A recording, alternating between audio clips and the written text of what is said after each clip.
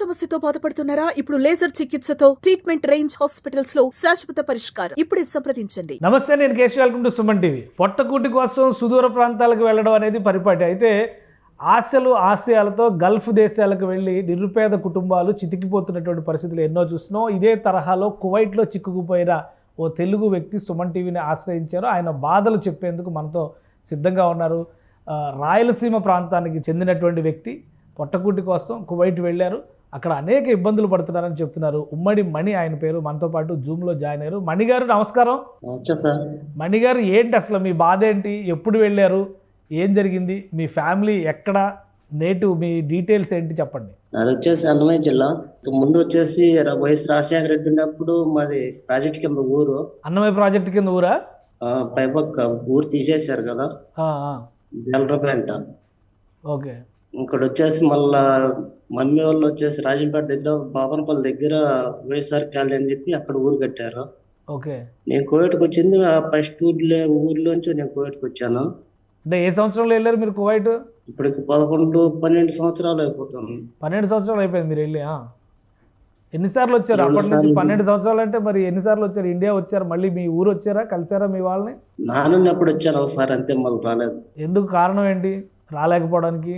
ఇక్కడ వచ్చేసి చిన్న ఇన్సిడెంట్ వల్ల బండి కారుతో ఇరికిచ్చేసాను. నాన్న చనిపోయేప్పుడు రాలేకపోయాను. మళ్ళీ వచ్చేసి బాబు చనిపోయాడు, కొడుకు. ఎట్లా జరిగిందో తెలియదు సార్ నాకు. ఇంటికాడ చంపేశాను. నేను పోలీసు వాళ్ళకి కానీ ఇన్వాల్వ్ చేశాను. లేదు ఓడపోయి ఆత్మహత్య చేసుకున్నా అని చెప్పి అన్నారు. మళ్ళీ నేను వచ్చే సంగతి లేదు, నేను చూసుకునేంత లేరు. అమ్మ వచ్చేసి ఇంకా అమ్మ తగ్గిపోయింది. చాలా పేద కుటుంబం కాబట్టి మేము వదిలేసుకున్నాం. వాడికి తెలిసిన వాళ్ళం ఇక్కడ ఉన్నాం కాబట్టి అమ్మ ముసలమ్మ తగ్గిపోయింది కాబట్టి ఆమె ఏం చేస్తుంది, డాడీ అన్న ఉంటే అది కోరికాడు. మీ నాన్నగారు ఎలా చనిపోయారు? నాన్నగారికి హెల్త్ బాగా చనిపోయాడు. ఓకే. సో లాస్ట్ ఎప్పుడు వచ్చారు మీరు? ఇండియా ఎప్పుడు వచ్చారు? మీ ఊరు ఎప్పుడు వచ్చారు? 9 సంవత్సరాలు అయిపోతుంది ఇంటికి వచ్చి. అసలు ఏ పని చేద్దామని వెళ్ళారు? వెళ్ళిన తర్వాత ఇన్ని సంవత్సరాలు ఉన్నారంటే అక్కడ ఎంతో కొంత మీరు స్థిరపడడానికి అవకాశం ఉంటుంది కదా. 12 సంవత్సరాలు ఉన్నారంటే ఏ పని చేద్దామని వెళ్ళారు? ఎక్కడ, ఏ ప్రాంతంలో పని చేస్తున్నారు? ఇప్పుడు ఎక్కడ ఉన్నారు? నేను ఫస్ట్ వచ్చింది జాబుల్లోకి వచ్చాను, ఛాయ్గా వచ్చేదానికే. మళ్ళీ అక్కడి నుంచి నేను ఇంటికి వచ్చినాక మళ్ళా బయటకు వెళ్ళిపో పని చేసుకోని చెప్పని మా యజమాని పంపించేసాడు బయటికి. ఓకే. ఈ కష్టాల్లోంచి ఇంకా అదే కష్టాల్లో ఉన్నాను. ఇంకా బయటికి రాలేకపోతున్నాను కష్టాల్లోంచి. అంటే బయటికి పంపించారంటే అక్కడ పర్మిషన్ లేకుండా, వర్క్ పర్మిట్లు లేకుండా ఎక్కడ పడితే అక్కడ పని చేయడానికి అవకాశం ఉండదు కదా. మీరు ఎక్కడ పని చేస్తున్నారు మరి? మీరు ఇంతకాలం కంటిన్యూ అయ్యేందుకు అక్కడ మీకు ఎవరు సహకరించారు? ఇప్పుడుండే టౌన్ వస్తే అతను నాకు అన్ని చేయించాడు, పని చేయించుకుంటాడు కానీ డబ్బులు వేయడు. ఇంట్లో పని అంతా చేపిస్తాడు, డబ్బులు వేయడు. ఇప్పుడు 3 సంవత్సరాలు అయిపోయింది. ఇంతవరకు ₹1 నాకు డబ్బులు ఇచ్చలేదు. ఓకే. బాబు చనిపోయినప్పుడు నేను పంపిస్తానులే ఇంటికి అని చెప్పాడు. ఇంట్లో పని పంపిస్తానని చెప్పాడు. ఇంట్లో పని చేయించుకున్నాడు, డబ్బులు ఇవ్వలేదు, ఇంటికి పంపించలేదు. నెక్స్ట్ మళ్ళీ వచ్చేసి అమ్మకి హెల్త్ బాగాలేదు, నేను ఇంటికి వెళ్ళాలంటే ఇంకా పని ఉన్నది, ఇంటి పని అయిపోతే మళ్ళా పోదు ఇంటికి అని చెప్పని మొన్నటి కనుక అదే మాట అన్నాడు. మన రంజాన్ లో కనుక అదే మాట అన్నాడు. సర్లే అని చెప్పి నేను ఇంట్లోంచి బయటకు వెళ్ళవారు వచ్చేసాను. ఇప్పుడు ఎలా మరి? ఎక్కడ ఉంటున్నారు ఏంటి? ఇప్పుడు జహ్రా ఏరియాలో ఒకటి కొత్త ఇల్లు కడుతున్నారు. అక్కడ ఏరియాలో ఉన్నాను, గెస్ట్ హౌస్ లో. ఒక యజమాని ఇక్కడ ఉండు, నువ్వు ఇక్కడే చేసుకొని తిను, ఇక్కడే ఉండు, నీకేం భయం లేదు, ఎప్పుడు అవకాశం ఇచ్చినప్పుడు పోదు అంటారు. ఇంటికాడ నాకు అమ్మకు చాలా సీరియస్ గా ఉంది. అవును. కానీ ఎట్లా మరి రావడం అనే దానికి సంబంధించి కానీ, ఇన్ని రోజులు మీరు అక్కడ ఉన్నదానికి కానీ, లోకల్గా ఎవరైనా తెలుగు వాళ్ళు కానీ, అసోసియేషన్స్ లాంటివి కానీ, వీళ్ళెవరు మీకు సహకరించట్లేదా? ఇప్పుడు బయటకు వచ్చేయాలి అని అనుకుంటే మీకు అంత ఈజీగా రూల్స్ కూడా ఒప్పుకోవు కదా. అక్కడ ఏవో అగ్రిమెంట్లో, కమిట్మెంట్లో చేసి ఉంటారు కదా మీరు. ఎంబీసీకి ఇన్వాల్వ్ అయ్యాను. 3 నెలలు తిరిగాను ఎంబీసీ ప్రకారం. బాబు చనిపోయినప్పుడు నా పాస్పోర్ట్ టైంగానే అయిపోయింది. అప్పుడు 1 సంవత్సరం టైం వేసి ఇచ్చారు. మళ్ళీ రా అని చెప్తుంటే ఇంకా మన కాడ అంత శాంతులు డబ్బులు లేక మనం పోలానికి పరిస్థితులు అయిపోయింది. నేను వదిలేసాను. 3 నెలలు తిరిగాను, అంటే ట్యాక్సీలు పెట్టుకుని తిరిగి ఇంకా సాల్ అయిపోయింది. మళ్ళీ ఆయన అడిగాను. ఆయన అడిగితే పొద్దున కానీ ఫోన్ చేశాను నేను, ఎంబీసీకి ఇంటర్వ్యూ కావాలని చెప్పాడు. ఎంబీసీ పోతే మన పనులు ఏం జరగటం లేదు కాడ.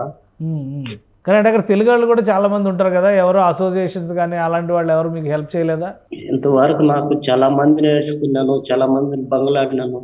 కనీసం పోలీస్ స్టేషన్ లైన్ వేసి నన్ను ఇంటికి పంపించిందండి. నేను బంగ్లాడుకున్న రోజులు ఉన్నాయి. ఇప్పుడు మీ పాస్పోర్ట్ ఇంకా టైం ఉందా? పాస్పోర్ట్ కానీ అక్కడ మీకు సివిల్ కార్డు అని చెప్పిన ఏదో ఒకటి ఇచ్చినట్టున్నారు, ఆ కార్డు ఈ సంవత్సరం ఆఖరి వరకు టైం ఉన్నట్టుంది. ఇదే లాస్ట్ పాస్పోర్ట్ టైం కనుక మళ్ళీ కాదు, నాకు రెన్యువల్ కాదు. నాకు ఇంటికాడ ఆధార్ కార్డు లేదు, రేషన్ కార్డు లేదు, పాస్పోర్ట్ ఇటు లేదు అనమాట. ఇదే లాస్ట్ టైం. మీ వాళ్ళు కానీ ఇక్కడికి మిమ్మల్ని అక్కడి నుంచి పంపించిన ఏజెంట్లు కానీ వీళ్ళెవరో మీకు హెల్ప్ చేయట్లేదా? నన్ను పంపించిన ఏజెంట్ వచ్చేసరికి ఇప్పుడు 5 సంవత్సరాలు అయిపోయింది. ఓకే. కానీ ఇక్కడ ఇది బండి యాక్సిడెంట్ కేసు మీద ఇరుక్కుపోయాను, దానివల్ల రాలేకపోతున్నాను. ఫైన్లు వేశారు, ఫైన్ల మీద రాలేకపోతున్నాను. ఉంటే 3 లక్షలు అనుకుంటుంది, లేకపోతే 2 లక్షలు ఉంటుంది ఫైన్. అక్కడ ఫైన్, ఇక్కడ ఫైన్. మన ఇండియా డబ్బు 2 లక్షలు అవుతుందో 3 లక్షలు అవుతుందో మనకు తెలియదు. నాకైతే తెలియదు. నేను అమౌంట్ వేసి కనుక ఇప్పుడు 3 సంవత్సరాలు అవుతుంది ఇంటికి వేసే అమౌంట్. మీ ఇంట్లో వాళ్ళు కానీ మీ ఊరు వాళ్ళు కానీ ఎవరో ఏమి ఆదుకునే పరిస్థితి, మిమ్మల్ని ఇక్కడ తీసుకొచ్చే ప్రయత్నం చేయరా? ఊరేగా నాన్నమని చేయలేదు సార్. నేను చాలా మందిని అడిగాను ఇంటికి పోవాలి ఎలా అని, కనీసం పట్టించుకెళ్ళడం లేరు. ఫైన్లు ఉన్నాయంటే మరి అది కొద్దిగా ఇబ్బంది అవుతుంది కదా. ఎందుకు పడ్డాయి ఆ ఫైన్లు, ఎందుకు పడ్డాయి, సమస్య ఏంటి అక్కడ? కారు తీసుకోండి, నేను అప్పుడు కారు తీసుకుని నేను ఫైన్ మళ్ళా ప్లే చేశాను, మళ్ళా కేసు అనేది రెన్యువల్ చేశారు. నా కాడ స్లిప్లు గాను ఉన్నాయి, నేను 2 సార్లు పోలీస్ స్టేషన్ కానీ వెళ్ళినాను. ఎందుకు వచ్చాయి ఈ ఫైన్లు అంటే వాళ్ళు పెట్టేసి నీ మీద వెళ్ళిపోయారు సాహరు, నువ్వేం చేయలేవు అన్నా. మరి ఇప్పుడు మిమ్మల్ని అక్కడి నుంచి తీసుకురావాలంటే లీగల్గా అవన్నీ క్లియర్ చేయాలంటే కూడా ఇబ్బందులు ఉంటాయి కదా? ఇబ్బంది లేదు. ప్లైన్ అనేది క్లెయిమ్ చేసిన ఎయిర్పోర్ట్లో డైరెక్ట్గా చేయొచ్చు. ఎంతమంది పిల్లలు ఉన్నారు? ఇంకా మీకు ఒక బాబు చనిపోయాడు అన్నారు కదా, ఇంకెవరైనా ఉన్నారా పిల్లలు? ఒక బాబు ఉన్నాడు సార్. మీకు వాళ్ళు కాంట్రాక్ట్లో ఉన్నారా? ఇంకా అమ్మ ఉంటుంది కాంట్రాక్ట్లో ఎప్పుడు. ఓకే. బాబు అంట అక్కోళ్ళు అంటే ఎవరు ఉంటారు కాంట్రాక్ట్లో. ఆడ కూలికి పని పోతున్నారు, జీతానికి పనికి పోతున్నారు. ఇంకా అమ్మ ఇంట్లో మంచంలో ఉంటుంది, తిరగలేదు లేదు. ఇంకెవరు అన్నదమ్ములు కానీ వీళ్ళు ఎవరు లేరా ఆదుకునే వాళ్ళు మీతో, మీకు ఉన్నవాళ్ళు? మా అన్నన్నాడు. అన్న అక్కడ వచ్చేసి రైతు దిక్కు, ఆయన రైతు దగ్గర వ్యవసాయం చేసుకుంటున్నాడు. మిమ్మల్ని అక్కడి నుంచి తీసుకురావాలంటే ప్రభుత్వం సహాయం చేస్తే తప్పితే మీరు ఇక బయటపడలేరు. అవును సార్. సో యజమాని నుంచి సమస్య ఉంది, పోలీస్ కేసు వ్యవహారం ఒకటి ఉంది. ఈ 2 విడిపించి మాత్రమే మిమ్మల్ని అక్కడి నుంచి తీసుకురాగలగాలి. సో ఎవరు తీసుకురావాలి, మీకు ఎవరు సహకరిస్తారని అనుకుంటున్నారు? ఓ పని చేయండి, మీ రిక్వెస్ట్ ఏంటనేది క్లియర్గా చెప్పండి ఆంధ్రప్రదేశ్ గవర్నమెంట్కి. గవర్నమెంట్ నేను ఒకటే అనుకుంటున్నాను సార్, నా బాబు మా నాన్న కళ్ళ చూపి లేకపోయారు. ఇప్పుడు మా తల్లి నాన్న గవర్నమెంట్ తరఫున నేను చేతులెచ్చి దండం పెట్టి అడుగుతున్నాను, కనీసం మా అమ్మ నాన్న కళ్ళు చూపించండి. ఏమవుతుంది ఏమో నాకే, కనీసం నేను వచ్చేది లేని పరిస్థితి లేకుండా అయిపోయింది. మా అమ్మ నాన్న కళ్ళు చూపించాలని నేను కోరుకుంటున్నాను. నారా లోకేష్ గారికి, సీఎం గారికి, పవన్ కళ్యాణ్ గారికి, అందరికీ వేడుకుంటున్నాను. 2 చేతులు ఎత్తి దండం పెట్టుకుంటున్నాను. కనీసం మా అమ్మని చూపించండి చాలు. ఇంటికి వచ్చే మార్గం, ఇంటికి వచ్చి నేను స్కూల్లో మేపలో తాడు మేపుకొని బతుకుంటాను. ధైర్యంగా ఉండండి మణిగారు, చూద్దాం, ఒక ప్రయత్నం చేద్దాం. ఆంధ్రప్రదేశ్ ప్రభుత్వం దృష్టికి మీ సమస్యను తీసుకెళ్లే ప్రయత్నం సుమన్ టీవీ చేస్తుంది. అక్కడి నుంచి వచ్చేటువంటి స్పందనను బట్టి అక్కడ లీగల్గా ఇష్యూస్ ఏమీ లేకపోతే మిమ్మల్ని తీసుకురావడానికి జరిగేటువంటి ప్రయత్నంలో సుమన్ టీవీ కూడా భాగస్వామి అవుతుంది. ఇది కువైట్లో ఇరుక్కుపోయినటువంటి ఉమ్మడి మణి వేదనాభరితమైనటువంటి కథ. 12 సంవత్సరాల క్రితం ఆయన అక్కడికి వెళ్ళారు. తండ్రి చనిపోయినప్పుడు కానీ తన కొడుకు చనిపోయినప్పుడు కానీ తిరిగి సొంత ఊరికి రావడానికి అవకాశాలే లేకుండా పోయినాయి. పైగా రకరకాల కేసులు, ఇతర అంశాల్లో ఇరుక్కుపోవడం వల్ల తనకు సాటి తెలుగు వాళ్ళు కూడా ఎవరూ సహకరించట్లేదని ఆవేదన వ్యక్తం చేస్తున్నారు. ఇప్పుడు ఉన్న తల్లి కూడా మంచాన పడింది, అనారోగ్యం పాలైనటువంటి పరిస్థితి ఉంది. ఆదుకుంటే ఆంధ్రప్రదేశ్ ప్రభుత్వం ఆదుకుని తనని వెనక్కి తీసుకొస్తే తన తల్లిని చూసుకుంటానని చెప్పనేటువంటి విజ్ఞప్తి చేస్తున్నారు ఉమ్మడి మణి.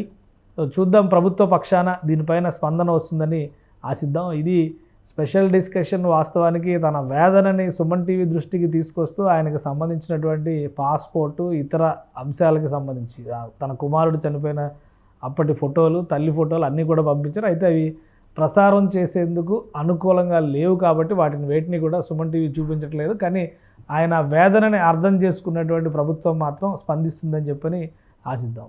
సుమన్ టీవీలో మీ పర్సనల్ అండ్ బిజినెస్ ప్రమోషన్స్ కోసం కింది నెంబర్కి కాంటాక్ట్ చేయండి.